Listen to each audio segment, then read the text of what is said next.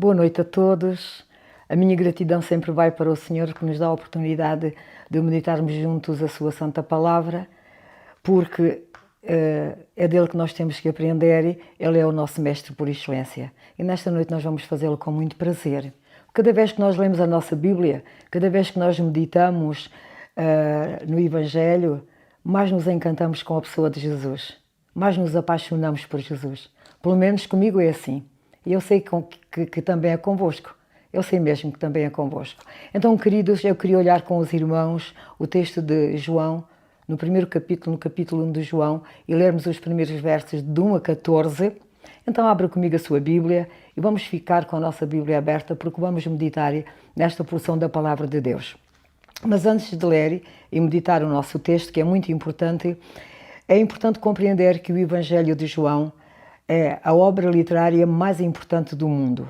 Nenhuma obra literária na história da humanidade foi traduzida por tantas línguas e idiomas como o Evangelho de João. E nenhuma obra literária da história da humanidade foi tão impressa e distribuída como o Evangelho de João. Então podemos considerar o Evangelho de João como um ponto alto da teologia cristã. E João escreve este Evangelho no final do primeiro século para defender o cristianismo, para defender a fé cristã, devido a um ataque perigoso, uma heresia que circulava na igreja. Alguns estavam negando a divindade do Senhor Jesus Cristo, negando a humanidade de Jesus. E o apóstolo João escreve este Evangelho para defender uma tese. Qual tese? Que Jesus Cristo é verdadeiramente Deus, que Jesus Cristo é verdadeiramente homem. E aqui está o ponto mais alto do cristianismo. Jesus Cristo é verdadeiramente Deus, Jesus Cristo é verdadeiramente homem. Então estamos aqui nesta noite, queridos, para adorar o nosso Jesus, Rei dos Reis, Senhor dos Senhores, porque sabemos que Ele é a nossa paz. Ele mesmo disse: eis que vos dou a minha paz. Ele é a nossa alegria, Ele é a nossa esperança, Ele é a nossa herança. Então, com o nosso coração ligado a Ele, nós vamos meditar e vamos ler então João 1, os primeiros 14 versos deste lindo Evangelho. Amém? Juntos. O Verbo se fez carne. Verso 1 diz assim: no princípio era o Verbo, e o Verbo estava com Deus, e o Verbo era Deus. Ele estava no princípio com Deus. Todas as coisas foram feitas por Ele, e sem Ele nada do que foi feito se fez. Nele estava a vida, e a vida era a luz dos homens. E a luz resplandece nas trevas, e as trevas não a compreenderam. Houve um homem enviado de Deus cujo nome era João. Este veio para testemunho, para que testificasse da luz, para que todos crescem por ele. Não era ele a luz, mas para que testificasse da luz. Ali estava a luz verdadeira que ilumina a todo homem que vem ao mundo. Estava no mundo, o mundo foi feito por ele e o mundo não o conheceu. Veio para o que era seu e os seus não o receberam. Mas, a todos quantos o receberam, deu-lhes o poder de serem feitos filhos de Deus, aos que creiam no seu nome, os quais não nasceram do sangue, nem da vontade da carne, nem da vontade do varão, mas de Deus. E o Verbo se fez carne e habitou entre nós, e vimos a sua glória como a glória do unigênito do Pai, cheio de graça e de verdade. Amém? Que revelação! Que revelação! Lindo mais! Como João nos apresenta o nosso Salvador Jesus. O verso 1 diz: no princípio era o Verbo. Isto significa que quando tudo começou, no princípio, o Verbo, Jesus, já existia. E isto nos remete a Gênesis 1, capítulo 1 do livro do Gênesis, verso 1, que diz: no princípio criou Deus os céus e a terra. Os céus e a terra tiveram um começo, meus irmãos, tiveram um princípio. Os céus e a terra foram criados, mas quando tudo passou a existir, quando tudo foi criado, o Verbo, Jesus, já existia. Ele persiste o tempo, ele persiste a história, ele persiste o começo, ele persiste ao início. E se ele já existia, como nós lemos, como tudo começou, logo, ele, Jesus, é eterno. A eternidade, queridos, é um atributo exclusivo de Deus. A eternidade é um atributo exclusivo de Deus. No princípio era o Verbo. João avança e diz: e o Verbo estava com Deus, e o Verbo era Deus. Isto significa que ele estava face a face com Deus, que tem os mesmos atributos do Pai, que realiza as mesmas obras do Pai. Logo, o Verbo é Deus. Jesus disse em João 10, eu e o Pai somos um. Quem me vê a mim, vê o Pai. Então, Ele é Deus. João informa verdades gloriosas sobre o nosso Salvador Jesus. Isto é muito lindo. Ele é eterno, Ele é pessoal, Ele é divino. E quando chega ao verso 2, leamos o verso 2, diz, Ele estava no princípio com Deus. Que princípio? No princípio criou Deus os céus e a terra. Quando Deus estava criando os céus e a terra, o Verbo, a Palavra, Jesus pré-encarnado, o nosso glorioso Redentor, estava lá. Ele estava lá. Porque no verso 3 diz, todas as coisas foram feitas por Ele e sem Ele nada do que foi feito se fez. E esta é uma verdade maravilhosa, queridos. Esta é uma verdade maravilhosa, extraordinária, sublime, que deve ser colocada no nosso coração. Em tempos como estes. Ele é o Criador do Universo. E esta verdade nos leva a algumas conclusões, queridos. Este mundo não surgiu espontaneamente. Este mundo não surgiu por conta própria. Não surgiu de uma explosão cósmica, como muitos dizem. Não. Tudo foi criado por Ele. E sem Ele, nada mesmo de que foi feito se fez, como lemos. Aleluia. Então eu lembro aqui o livro do profeta Isaías, o lindo capítulo 40 do livro do profeta Isaías, porque o profeta Isaías está falando do servo, é um texto messiânico. Este texto de Isaías, capítulo 40, é um texto cristocêntrico. Isaías está falando da majestade. Isaías está falando da grandeza do nosso Deus, do nosso Redentor, do nosso Jesus. Isaías diz que Ele mediu com o seu punho as águas dos oceanos, como nós, se formos ler lá, encontramos as águas dos oceanos, as águas dos rios, recolheu numa medida o pó da terra, pisou os montes e os outeiros em balanças. Ele diz que o nosso glorioso Redentor mede os céus a palmos e olha para as grandes e poderosas nações da terra, as grandes potências económicas e militares, e considera-as todas como um pingo de água que cai num balde. Amém? Ele criou tudo. Ele é maior que tudo. Todas as coisas foram feitas por Ele, como diz a palavra, e sem Ele nada do que foi feito se fez. Amém? Quando se chega ao verso 4, queridos, por isso é que nós precisamos ter a nossa Bíblia aberta. Amém? Quando nós chegamos ao verso 4, João faz uma declaração espantosa. Verso 4. Nele estava a vida, e a vida era a luz dos homens. Significa dizer que tudo o que existe, anjos, homens, animais, tudo o que existe porque recebeu vida dele. Vida dele. Pois ele tem a vida em si mesmo. Ele não foi criado. Ele é o Criador. Amém? E se nós estamos juntos aqui, se o nosso coração está batendo, claro que está, porque estamos vivos. Se o nosso cérebro está funcionando, se as nossas pernas continuam andando, se os nossos olhos continuam vendo, se os nossos ouvidos continuam ouvindo, é porque Ele preserva a nossa vida, preserva a tua vida. Porque a vida vem dEle, querido, não vem de outro lugar.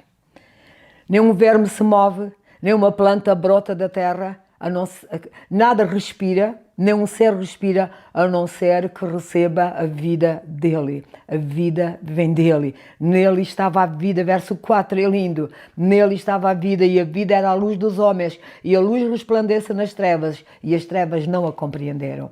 Não há pecado tão sujo que Ele, Jesus, não limpe. Por quem? Porque Ele é a luz. As trevas não conseguem vencê-lo. Glória a Deus. Louvado seja o seu nome. Louvado seja o Senhor. Aleluia. Jesus Cristo é Deus. Ele já provou isso para nós aqui, neste bocadinho de tempo que estamos lendo e que lemos a sua Escritura. Amém? Ele já provou. Ele é Deus porque tem os mesmos atributos. Ele é Deus porque realiza as mesmas obras. E João, nos versos 6 a 9 que nós lemos, vai nos mostrar agora o precursor do Verbo. Vamos ler o verso 6 ao verso 9. Houve um homem, diz João, enviado de Deus, cujo nome era João. Este veio para testemunho, para que testificasse da luz, para que todos crescem por ele. Não era ele a luz, mas para que testificasse da luz. E ali estava a luz verdadeira, que ilumina a todo homem que vem ao mundo. Verso 6, como começamos, o que é que o Evangelho diz? Houve um homem enviado de Deus, cujo nome era João. E isto é maravilhoso. Sabem porquê? Porque havia 400 anos que não havia voz profética no mundo. De Malaquias, Velho Testamento, o último livro do Velho Testamento, a João Batista, o primeiro Evangelho, Mateus, não há voz de Deus. Quando Deus rompe o silêncio para enviar um homem, Deus não vai ao palácio buscar esse homem, não. Deus envia um homem estranho. Um homem que se alimentava de gafanhotos, um homem que se alimentava do mel silvestre, um homem que se vestia de pele de camelo, um homem que pregava no deserto da Judeia. E a Bíblia, como lemos no verso 8, diz que ele não era a luz, mas estava ali para testificar da luz.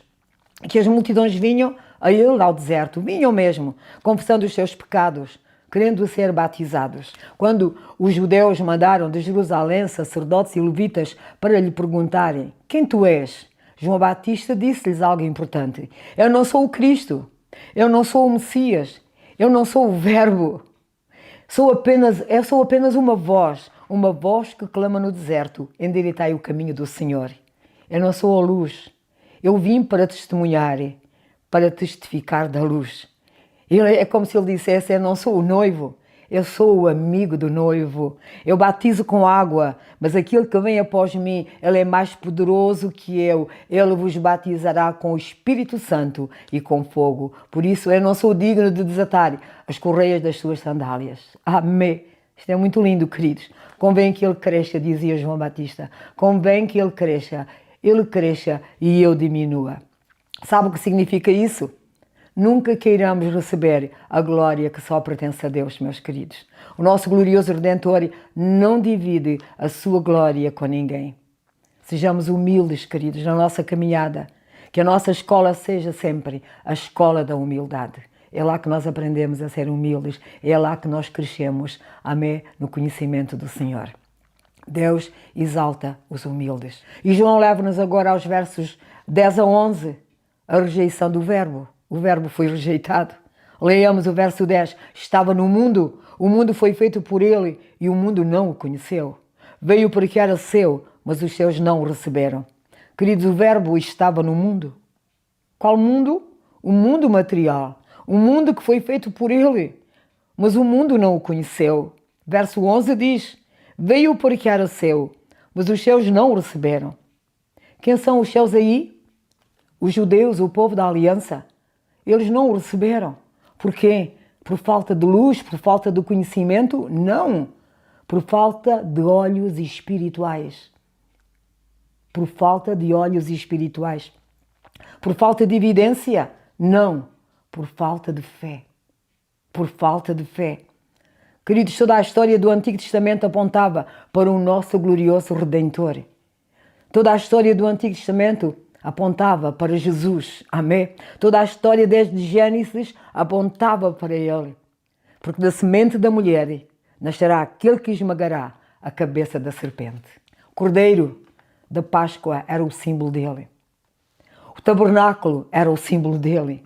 A arca da aliança era o símbolo dele. O que estava dentro da arca era o símbolo dele. O vaso com o maná, a vara de Arão, as tábuas da lei eram um símbolo dele, Jesus. As festas de Israel, os sacrifícios que eram feitos no templo eram um símbolo dele. Tudo era sombra, era a realidade. Era a realidade. Amém. E na plenitude dos tempos, ele nasceu sob a lei. Ele nasceu de mulher, se encarnou, viveu entre nós. Não houve pecado na sua vida. E nós sabemos o que ele fez. Ele curou paralíticos, ele curou cegos de nascença, ele curou os surdos, os mudos, purificou leprosos, libertou endemoninhados encarcerados, ressuscitou mortos. Ele foi morto, sim, mas ele venceu a morte. E hoje nós sabemos, ele está vivo, ele vive para todo o sempre. Está à destra do Pai, como o nosso grande sumo sacerdote, aquele grande sumo sacerdote compassivo, amém? E ele vai voltar. Esta é uma notícia maravilhosa. Jesus vai voltar. Mas diz que os seus não o receberam. Confira comigo os versos 12 e 13. Mas a todos, os seus não o receberam, mas a todos, quantos o receberam, Ele, Jesus, deu-lhes o poder de serem feitos filhos de Deus aos que criam no seu nome, os quais não nasceram do sangue, nem da vontade da carne, nem da vontade do varão, mas de Deus. Amém, queridos? Isto é muito importante. Ninguém é filho de Deus porque é da Assembleia de Deus, porque é da igreja A, porque é da igreja B. Nenhuma igreja pode dar isso, queridos, mas a todos, diz João, quantos o receberam, deu-lhes o poder de serem feitos filhos de Deus. Significa dizer que nem todos são filhos de Deus. Ser filho de Deus é um milagre absoluto, meus irmãos queridos. Ser filho de Deus é ser gerado outra vez. É de cima, é do alto, é do Espírito. Quando Ele entra na sua vida, quando Ele entrou na minha vida, quando Ele entrou na tua vida, Ele tirou a venda dos nossos olhos, o tampão dos nossos ouvidos, Ele arrancou aquele coração de pedra e colocou um coração de carne. Amém. Nascemos de Deus, aleluia. Nos tornamos novas criaturas, filhos de Deus, membros da família de Deus, herdeiros de Deus. Tudo se fez novo na nossa vida, queridos. Nem todo o ouro do mundo pode comprar a posição que é ser filho de Deus. Nada pode comprar. Filho. Oh, irmãos, é tão simples, mas é tão profundo. É tão simples, mas é tão profundo. E o apóstolo João, para que não haja dúvida, explica melhor isto no verso 13. O verso 3 diz: a saber, os quais não nasceram do sangue, nem da vontade da carne, nem da vontade do varão, mas de Deus. Mas de Deus significa que ninguém é filho de Deus por hereditariedade. Não nos podemos autoproclamar filhos de Deus. Isso é dádiva, isso é favor, isso é a graça de Deus. Queridos, não é o pastor, não é o bispo, nem é o papa, nem é o Pedro, nem a Maria, nem é o João, nem ninguém.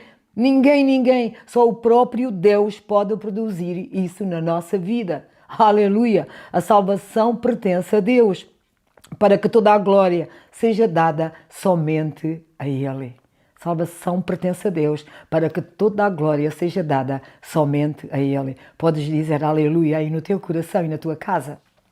Vejam, agora, para fechar, nós chegamos ao verso 14, se vocês têm a vossa Bíblia aberta, o apóstolo João faz uma das mais espantosas declarações da Bíblia. O verso 14 diz: e o verbo se fez carne, e o verbo habitou entre nós, e vimos a sua glória como a glória do unigênito do Pai, cheio de graça e de verdade. E o verbo se fez carne. Que verbo? O verbo eterno.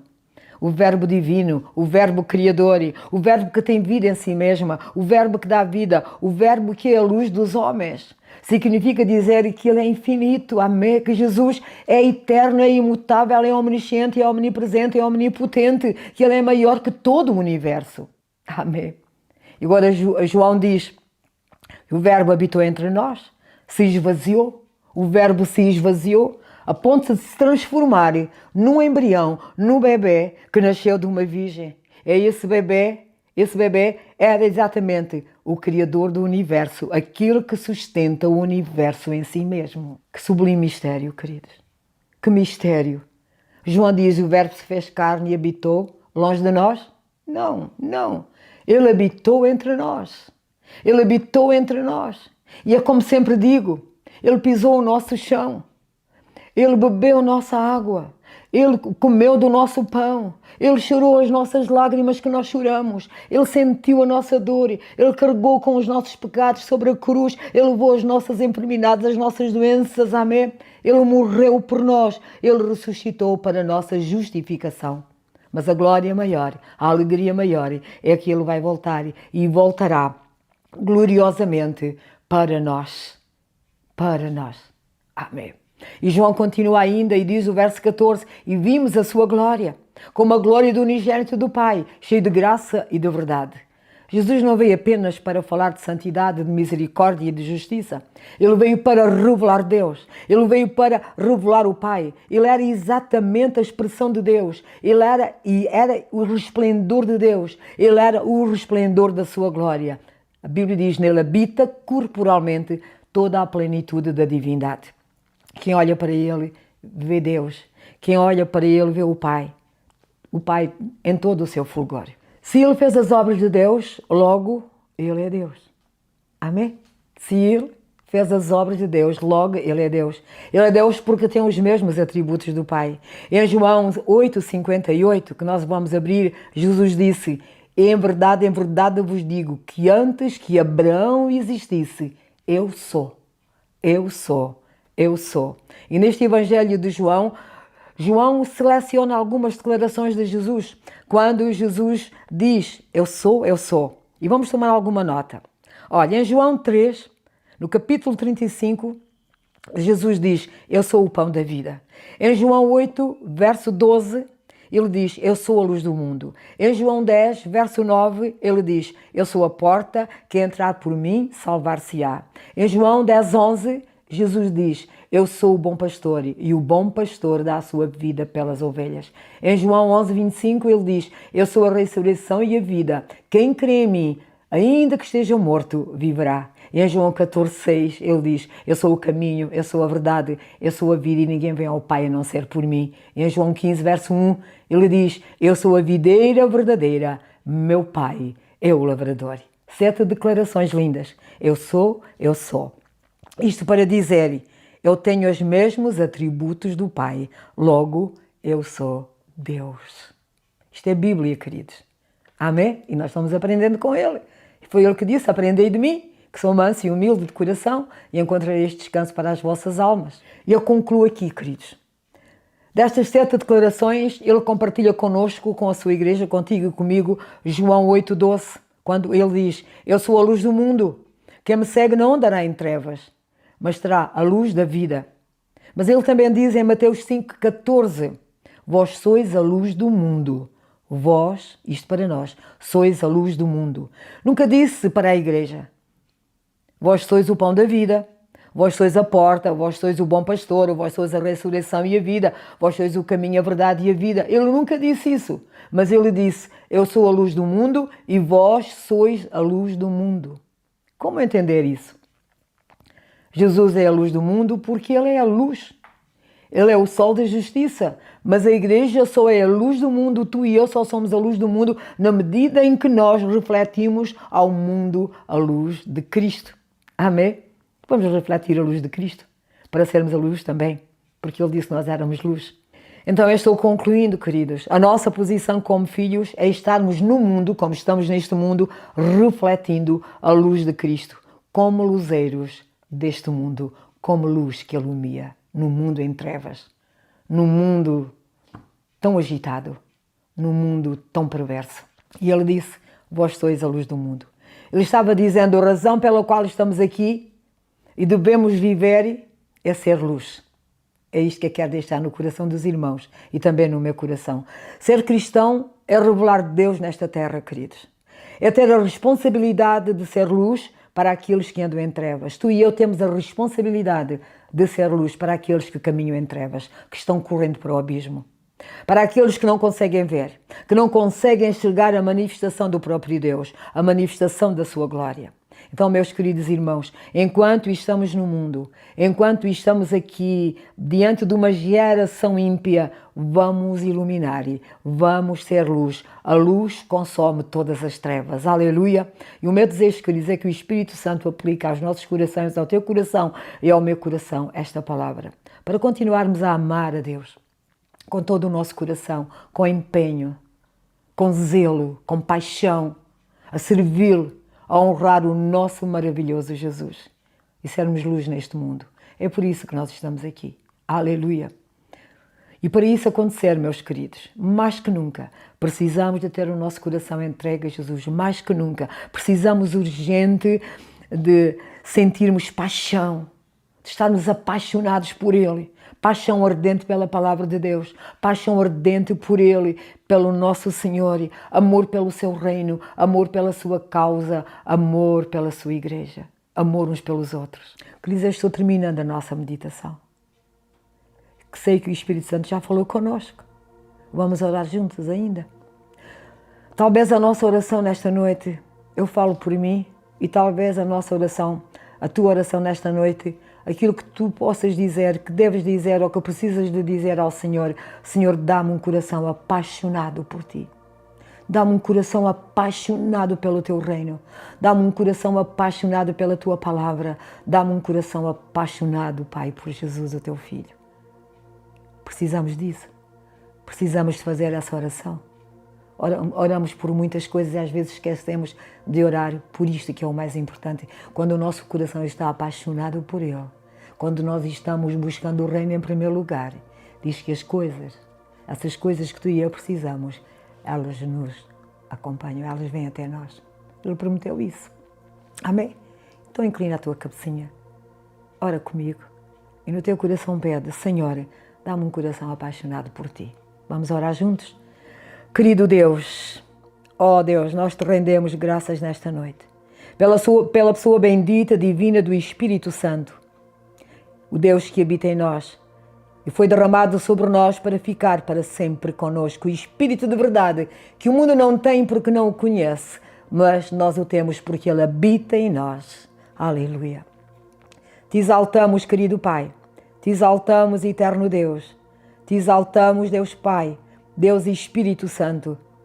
És digno de honra, és digno de culto, és digno de adoração, Senhor.